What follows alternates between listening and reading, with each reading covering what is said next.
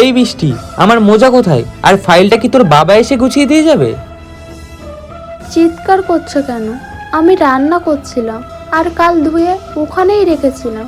সারাদিন বাড়িতে কি কাজ করিস শুনি? ফালতু মেয়ে ছেলে একটা। কাজ করতে পারবি না তো বাপের বাড়িতে গিয়ে থাকবি, আমার অন্ন ধ্বংস করবি না। বৃষ্টি, এই বৃষ্টি, মরে গেলি নাকি? তাড়াতাড়ি চাটা কর। শুনতে পাচ্ছে না? মহারানী হয়তো ঘুমাচ্ছে। দাঁড়া। কি রে, ঘরে নেই, আলমারিটাও খোলা, কোথায় গেল? হ্যালো, কোথায় গিয়েছিস তুই? তুমি জানতে চেয়েছিলে না আমি সারাদিন বাড়িতে কি করি? আমি আর ওই বাড়িতে যাব না। এবার থেকে নিজের চা নিজেই করে নিও, মোজাটা খুঁজে নিও, আর সুন্দরভাবে ঘরটাকে গুছিয়ে রেখো। যাকে তুমি বললে সে শুধু তোমার অন্ন ধ্বংস করছে, সেই মেয়েটা আজ নিজের অন্ন নিজেই জোগাড় করার সিদ্ধান্ত নিয়েছে। আমি এটুকু বুঝে গেছি, তোমার বাড়িতে কাজের লোকের দরকার ছিল, জীবন সঙ্গিনীর নয়।